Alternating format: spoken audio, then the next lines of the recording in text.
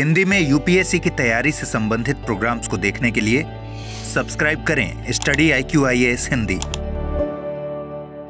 नमस्कार, पॉलिटी के PYQ series में आपका स्वागत है। मैं हूं अमृत उपाध्याय। आइए जल्दी से शुरुआत करें। उसके पहले मैं आपको सूचना दे दूं कि 19 सितंबर से जो बैच शुरू हो रहा है, सुबह 8 बजे इस बैच की शुरुआत हो रही है और ये बैच है प्रतिज्ञा प्लस बैच। इसका मतलब यूपीएससी की पीटी परीक्षा इस बैच के स्टूडेंट्स अगर पास करते हैं तो उन्हें उनका फीस रिफंड कर दिया जाएगा। और दूसरी बात कि हर हफ्ते 11,000 रुपये जीतने का एक मौका होता है। ये पुरस्कार राशि दी जाती है कि हर हफ्ते एक टेस्ट सीरीज होता है जिसमें रैंक 1 को ये पुरस्कार राशि मिलती है। साथ ही आपको 1000+ घंटों की जीएस की कक्षाएं, साथ में एससी की कक्षाएं, सीसेट की कक्षाएं, डेली करंट अफेयर्स प्रोग्राम, इतनी कक्षाएं मिलती हैं। 18 किताबों का सेट मिलता है, 1-to-1 मेंटोरशिप मिलता है। ये तमाम सुविधाएं हैं। इस वीडियो के डिस्क्रिप्शन बॉक्स में ही लिंक दिया गया है, उस पर क्लिक करके आप इसे परचेज कर सकते हैं। और अमृत लाइव कोड यूज़ करके अगर आप परचेज करेंगे तो आपको डिस्काउंट मिल जाएगा मैक्सिमम। किसी ना किसी फैकल्टी के कोड से ही इसे परचेज करना होता है, तो अमृत लाइव कोड का यूज़ कर सकते हैं। आइए जल्दी शुरू करें। हम अभी भी मूल अधिकार, नीति निर्देशक तत्व और मूल कर्तव्य पर हैं। अगला क्वेश्चन जो मैंने आपसे पूछा था, जिसका जवाब मांगा था, निम्नलिखित कथनों पर विचार कीजिए। 2017 का सवाल है। भारत के संविधान के संदर्भ में राज्य की नीति के निर्देशक तत्व विधायिका के कृत्यों पर प्रतिबंध करते हैं, कार्यपालिका के कृत्यों पर निर्बंधन करते हैं। कौन सा इसमें सही है या है, यही पूछ रहा है। केवल एक, केवल दो, एक और दो दोनों, ना तो एक ना ही दो। देखिए, डीपीएसपी मैंने पहले भी आपको बताया है, आर्टिकल 37 साफ साफ कहता है कि डीपीएसपी जो है राज्य के नीति निर्देशक तत्व, वो गैर प्रवर्तनीय है। गैर प्रवर्तनीय है मतलब ये है कि इनको इन्फोर्सेबल नहीं है, इनको आप लागू कराने के लिए किसी अदालत में नहीं जा सकते हैं। ये गैर न्यायोचित या गैर प्रवर्तनीय है। एक और शब्द लिख लीजिए, गैर न्यायोचित है। ठीक है। जैसे मूल अधिकार का अगर उल्लंघन होगा तो आप सीधे जा सकते हैं सुप्रीम कोर्ट। सुप्रीम कोर्ट उसकी सुनवाई करेगा। उसमें रिट की अधिकारिता है सुप्रीम कोर्ट के पास, आर्टिकल 32 के अधीन। और आर्टिकल 32 में जो रिट जारी करने की सुप्रीम कोर्ट को शक्ति दी गई है मूल अधिकारों के उल्लंघन के मामले में, वो भी आपका मूल अधिकार है। इसलिए आपके पास हमेशा एक ऑप्शन है कि आपके मूल अधिकारों का उल्लंघन हो तो आप सुप्रीम कोर्ट जाइए, सुप्रीम कोर्ट उसकी सुनवाई करेगी ही करेगी। लेकिन आर्टिकल 37 कहता है डीपीएसपी के बारे में कि डीपीएसपी गैर प्रवर्तनीय है, लेकिन गैर प्रवर्तनीय होने के बावजूद ये शासन में मूलभूत हैं, मौलिक हैं। ठीक है, जिनका इस्तेमाल राज्य को करना है विधि बनाते समय। ठीक है, तो क्योंकि ये गैर प्रवर्तनीय हैं, गैर न्यायोचित हैं, ये न तो विधायिका के कार्यों पर कोई प्रतिबंध लगाते हैं, न ही कार्यपालिका के कार्यों पर कोई प्रतिबंध लगाते हैं। जिसका सीधा मतलब हुआ कि कल को अगर कोई कानून पास हुआ जिसमें डीपीएसपी के प्रोविजंस का उल्लंघन होता है या डीपीएसपी के प्रोविजंस को पूरा नहीं किया जाता, जैसे आर्टिकल 44 में अगर कहा गया है यूनिफॉर्म सिविल कोड बनाने की बात, और यूनिफॉर्म सिविल कोड अभी तक नहीं बन पाया अगर, तो आप इसके लिए अदालत नहीं जा सकते। इसका मतलब संसद द्वारा, विधायिका द्वारा किसी कृत्य पर यह निर्बंधन नहीं करता। दूसरा, कार्यपालिका के किसी ऑर्डर के अगेंस्ट भी कोई निर्बंधन नहीं है। कार्यपालिका के खिलाफ भी आप इसी आधार पर नहीं जा सकते कि भाई आर्टिकल 44 में दिए गए प्रोविजंस के अगेंस्ट है या फिर उनका पालन नहीं करता, इसलिए आप कोर्ट पे चले गए, ऐसा भी नहीं हो सकता। तो कार्यपालिका को भी रेस्ट्रिक्ट नहीं करता और विधायिका को भी रेस्ट्रिक्ट नहीं करता, इसलिए ये दोनों ही स्टेटमेंट गलत हैं। तो न तो एक और न ही दो, इसका सही उत्तर है ऑप्शन डी। अगला प्रश्न 2017 का ही सवाल है। संविधान के 42वें संविधान संशोधन द्वारा निम्नलिखित में से कौन सा सिद्धांत राज्य की नीति निर्देशक तत्वों में जोड़ा गया था? आपने अगर मेरी पॉलिटी की क्लास देखी है तो आप इन सारे सवालों का जवाब बहुत ही आसानी से दे सकते हैं। और अगर आपने अभी तक नहीं देखी है तो प्लेलिस्ट में चले जाइए। स्टडी IQ IAS हिंदी के प्लेलिस्ट में करीब 151 कक्षाएं हैं पॉलिटी की, जिसमें विस्तार से चीज़ें बताई गई हैं।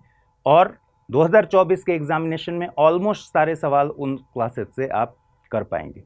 ठीक है, तो 2017 के इस सवाल में जो पूछा गया है कि राज्य के नीति निर्देशक तत्वों में 42वें संविधान संशोधन अधिनियम 1976 के द्वारा क्या क्या जोड़ा गया है, यानी कि संशोधन कब कब हुआ है डीपीएसपी में, इस बारे में है। आप हमेशा याद रखिए कि 42वें संविधान संशोधन अधिनियम 1976 के जरिए डीपीएसपी में जो प्रमुख बदलाव किए गए वो किया गया 39 का क जोड़ा गया, 43 का क जोड़ा गया और 48 का क जोड़ा गया, तीनों का क जोड़ा गया। याद रखने का तरीका 39 + 4 43 और 43 + 5 48 और तीनों का क। 39 के क में कहा गया फ्री लीगल एड, मुफ्त विधिक सहायता के बारे में प्रोविजन किया गया, मुफ्त विधिक सहायता देने के बारे में राज्य द्वारा। ठीक है। 43 का क उद्योगों में कामगारों की सहभागिता के बारे में है, कामगारों की सहभागिता के बारे में। और 48 का क पर्यावरण, इन्वायरमेंट, वन्य जीव इत्यादि के बारे में, उनके संरक्षण के बारे में। तो इसके अलावा भी संशोधन हुए हैं, जैसे आपको पता है 86वें संविधान संशोधन अधिनियम 2002 के जरिए जब आर्टिकल 21A में मूल अधिकार कर दिया गया, 6 से 14 वर्ष के बच्चों की प्राथमिक शिक्षा को मूल अधिकार बना दिया गया, जो कि पहले से आर्टिकल 45 में हुआ करता था। तो आर्टिकल 45 की विषय वस्तु फिर बदल गई और आर्टिकल 45 में अब कर दिया गया 0 से 6 साल, यानी 6 साल तक के बच्चों को अर्ली चाइल्डहुड केयर और उनकी शिक्षा के बारे में प्रोविजन कर दिया गया। इसी तरह 97वें संविधान संशोधन अधिनियम के द्वारा 2011 में 43 का ख जोड़ा गया, जिसमें सहकारी समितियों को प्रोत्साहित करने की बात की गई, सहकारी समितियों को प्रोत्साहित करने की बात की गई। तो ये सारे महत्वपूर्ण बदलाव हुए थे डीपीएसपी में, और इस आधार पर अगर आप देखेंगे तो उद्योगों के प्रबंधन में कामगारों की सहभागिता ये जोड़ा गया था 43 क में, आर्टिकल 43 क में। और कैसे जोड़ा गया था? संविधान के 42वें संविधान संशोधन के द्वारा। तो इसका सही उत्तर क्या होगा? आर्टिकल 43 क, यानी ऑप्शन बी। ठीक है, चलिए। भारत के संविधान में कल्याणकारी राज्य का आदर्श कहाँ है, किसमें प्रतिष्ठापित है? उद्देशिका में, राज्य की नीति के निर्देशक तत्व में, मूल अधिकार में, या फिर 7वीं अनुसूची में? देखिए, राज्य के नीति निर्देशक तत्व जब आप पढ़ेंगे उसमें आर्टिकल 38 राज्य को कहता है लोक कल्याण की अभिवृद्धि के लिए प्रयास करना, लोक कल्याण की अभिवृद्धि के लिए सामाजिक व्यवस्था बनाना, इसके लिए सामाजिक व्यवस्था बनाना जिससे सामाजिक, आर्थिक और राजनीतिक न्याय सुनिश्चित हो सके। तो आर्टिकल 38 साफ साफ लोक अभिवृद्धि के लिए बात करता है। ठीक है, लेकिन आप पूरे डीपीएसपी में देखेंगे तो आपको लोक कल्याणकारी राज्य की को प्रतिस्थापित करने के लिए सारे प्रोविजन ऑलमोस्ट जो दिखेंगे वो इसी तरह के दिखेंगे। ठीक है, जैसे मैंने कहा कि भाई अगर डीपीएसपी ये प्रोविजन करता है कि निःशक्त लोगों को, कमज़ोर लोगों को, बीमारी से ग्रस्त लोगों को, बुढ़ापे से ग्रस्त लोगों को सहायता उनको पहुंचाना, तो ये भी लोक कल्याणकारी राज्य की अवधारणा है। तो ऐसे बहुत सारे प्रोविजन आपको डीपीएसपी में मिलेंगे जो लोक कल्याणकारी राज्य की अवधारणा से प्रेरित हैं। लेकिन आर्टिकल 38 की बात करें तो ये साफ साफ कहता है कि लोक कल्याण की अभिवृद्धि के लिए राज्य एक सामाजिक व्यवस्था बनाएगा जिसमें सामाजिक, राजनीतिक और आर्थिक न्याय सुनिश्चित हो सके। तो इसका सही उत्तर होगा ऑप्शन बी। अगला है भारत की प्रभुता, एकता और अखंडता की रक्षा करें और उसे अक्षुण्ण बनाए रखें। ये उपबंध किस में किया गया है? 2015 का सवाल है।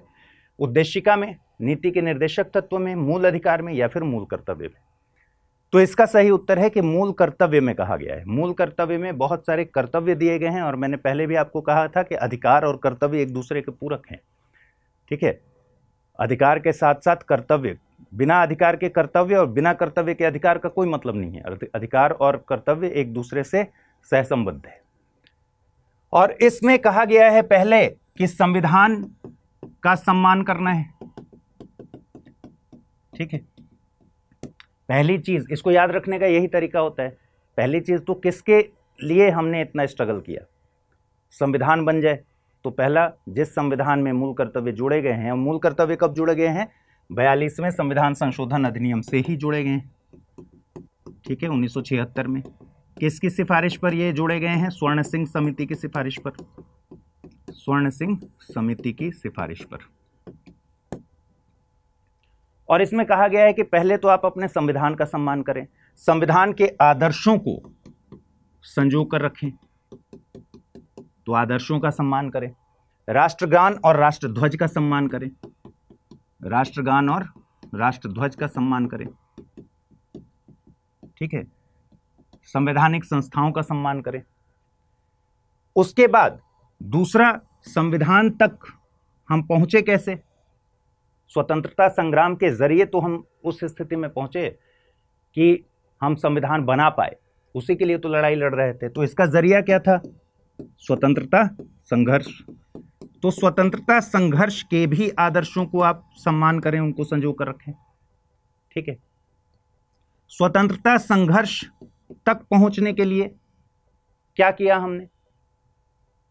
हमेशा हम देश की रक्षा करने और आह्वान करने पर राष्ट्र की सेवा करने, इन सब के लिए तत्पर रहें, ठीक है। तो देश की रक्षा और इसी कर्तव्यों की ही सीरीज में है कि हम राष्ट्र की एकता, देश की एकता, अखंडता को सुनिश्चित करके रखें, उस पर कभी भी खतरा ना हो। और भी कर्तव्य हैं, जैसे भाईचारे को बढ़ावा देना, ठीक है, पर्यावरण को लेकर भी कर्तव्य हैं। तो बहुत सारे कर्तव्य हैं, उनमें से एक कर्तव्य है भारत की प्रभुता, एकता और अखंडता की रक्षा करें। इसलिए इसका सही उत्तर होगा ऑप्शन डी, मूल अधिकार, मूल कर्तव्य। फिर है, राज्य की नीति के निर्देशक तत्वों के बारे में निम्नलिखित कथनों पर विचार कीजिए। ये तत्व देश के सामाजिक आर्थिक लोकतंत्र की व्याख्या करते हैं।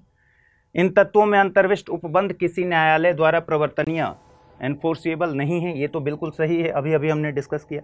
आर्टिकल 37 में लिखा हुआ है कि गैर प्रवर्तनीय होने के बावजूद ये शासन में मूलभूत हैं, ठीक है, और राज्य को विधि बनाते समय इनका उपयोग करना है। और हम पहले से जानते हैं कि एक लोक कल्याणकारी राज्य की अवधारणा इसमें दिखती है और सामाजिक आर्थिक लोकतंत्र की स्थापना के लिए ये प्रोविजन करता है। अभी अभी हमने देखा आर्टिकल 38 भी, ठीक है। तो ये तत्व जो हैं वो देश में सामाजिक आर्थिक लोकतंत्र की व्याख्या करते हैं। ये स्टेटमेंट और ये स्टेटमेंट दोनों ही सही हैं, इसलिए ऑप्शन सी इसका सही उत्तर है। अगला, भारतीय संविधान की किस अनुसूची में दल विदल विरोधी कानून दिया गया है? 2014 का सवाल है। दूसरी अनुसूची, 5वीं अनुसूची, 8वीं अनुसूची या फिर 10वीं अनुसूची? तो इसका सही उत्तर है 10वीं अनुसूची। 10th शेड्यूल में दल बदल विरोधी प्रोविजंस बताए गए। ये कब हुआ?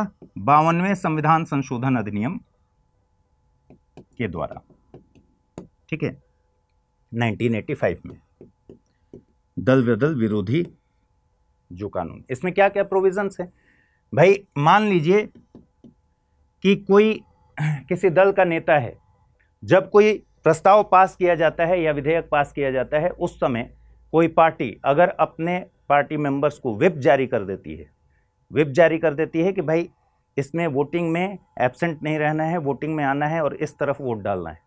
अगर व्हिप का कोई उल्लंघन करे पार्टी का सदस्य, तो वो दल बदल कानून के तहत आरोपी होगा, निर्योग्यता का शिकार हो जाएगा। इसी तरीके से मान लीजिए कोई निर्दलीय उम्मीदवार जीतता है और जीतने के बाद किसी पार्टी को ज्वाइन कर लेता है, किसी दल को ज्वाइन करता है, तो भी वो निर्योग्यता का शिकार हो जाएगा। इसी तरह से राज्यसभा में आपको पता है जो नॉमिनेटेड नामांकित सदस्य हैं, नामांकित सदस्य, वो 6 महीने के भीतर, 6 महीने के भीतर अगर किसी दल को ज्वाइन कर लेते हैं तो कोई बात नहीं,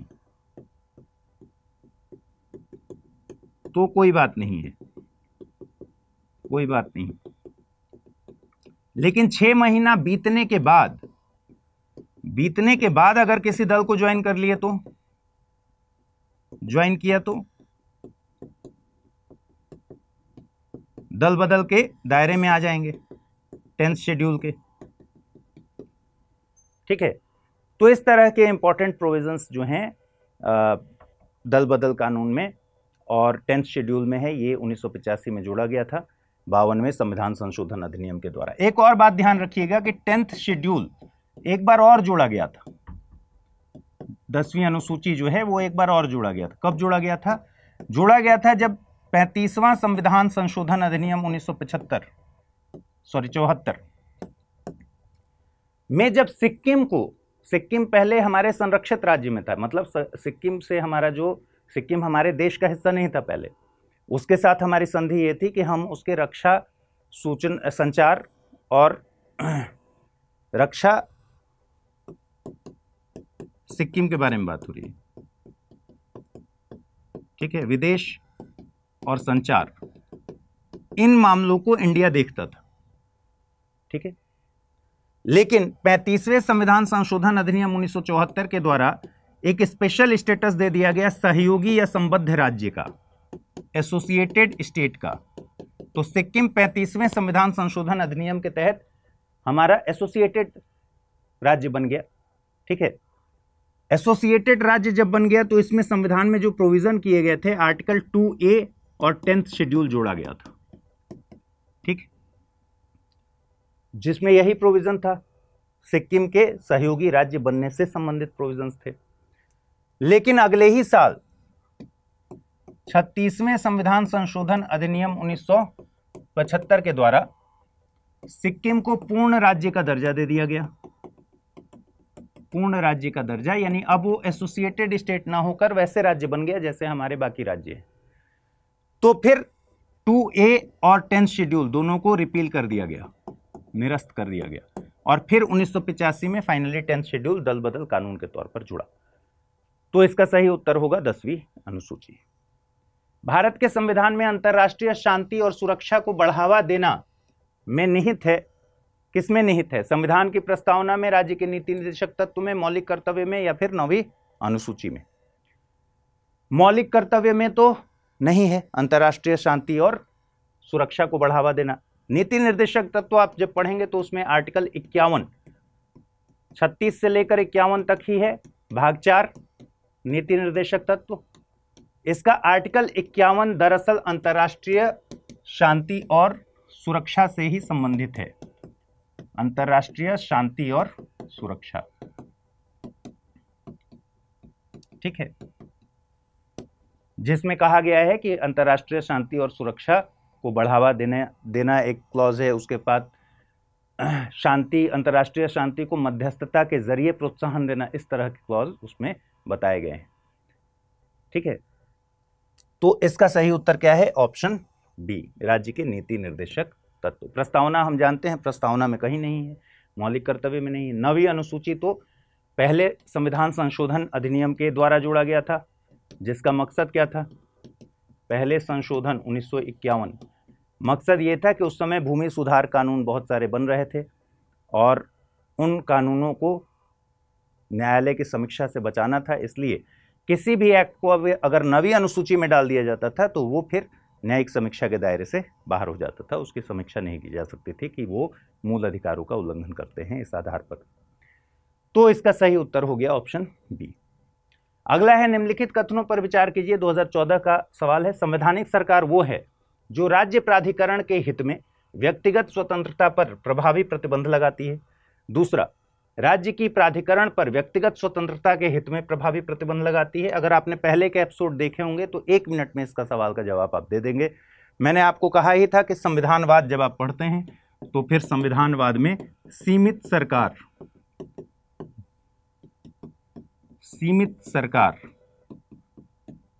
की अवधारणा पढ़ते हैं।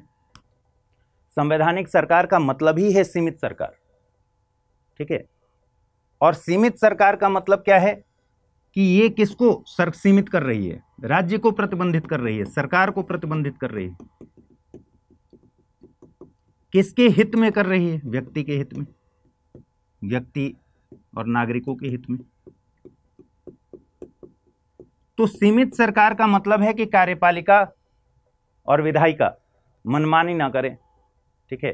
राज्य मनमाने पर उतारू ना हो, सरकार मनमाने पर उतारू ना हो।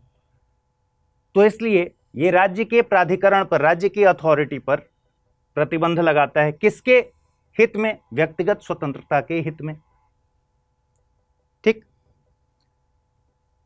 प्रभावी प्रतिबंध लगाती है। ये स्टेटमेंट तो बिल्कुल सही है, लेकिन इस स्टेटमेंट को देखिए, क्या राज्य प्राधिकरण के हित में व्यक्तिगत स्वतंत्रता पर प्रभावी प्रतिबंध लगाती है? ये स्टेटमेंट सरासर गलत है। सरकार को सीमित करने का मतलब ही है कि व्यक्तिगत स्वतंत्रता को ही देने के लिए तो सरकार को सीमित करना है कि व्यक्तिगत स्वतंत्रता पर राज्य हावी ना हो जाए, कोई मनमाना कानून ना बना दे, कोई ऐसा ऑर्डर ना निकाल दे जिससे व्यक्तिगत स्वतंत्रता पर वो प्रभावी हो जाए। तो इसलिए राज्य को सीमित करती है सीमित सरकार, संविधानवाद, संवैधानिक सरकार। इसलिए केवल 2 यहां सही उत्तर है, ऑप्शन बी सही उत्तर है। अगला, भारत के संविधान के अनुसार देश के शासन के लिए निम्नलिखित में से कौन सा आधारभूत है? बताने की जरूरत नहीं है, ऑप्शन सी आर्टिकल 37। अभी मैंने बताया कि गैर प्रवर्तनीय होते हुए भी डीपीएसपी मौलिक हैं, मूलभूत हैं शासन के लिए। ठीक है, तो ऑप्शन सी इसका सही उत्तर है। अगला, निम्नलिखित में से कौन भारतीय संविधान में निर्धारित नागरिकों के मौलिक कर्तव्यों में से एक है? देखिए, जब मौलिक कर्तव्य आप पढ़ेंगे, 11 मौलिक कर्तव्य हैं, जिसमें से 42वें संविधान संशोधन अधिनियम 1976 के द्वारा जब मौलिक अधिकार जोड़े गए थे तो 10 मौलिक अधिकार जोड़े गए, सॉरी मौलिक कर्तव्य, 10 मौलिक कर्तव्य जोड़े गए। मौलिक कर्तव्य, मौलिक अधिकार तो शुरू से थे। ठीक, और एक और मौलिक कर्तव्य जोड़ा गया जब 86वां संविधान संशोधन आया 2002 में, जिससे हमने कहा कि भाई 21 का जोड़ा गया, 6 से 14 साल के बच्चों के लिए प्राथमिक शिक्षा का मौलिक अधिकार है, प्राथमिक शिक्षा। फिर मैंने आपको बताया कि ये प्रोविजन पहले आर्टिकल 45 में था, डीपीएसपी में था कि राज्य प्रयास करेगा इसके लिए, जिसको मौलिक अधिकार बना दिया गया। तो ऑब्वियसली इसी संशोधन से आर्टिकल 45 के विषय वस्तु में बदलाव हो गया, विषय वस्तु में बदलाव हुआ,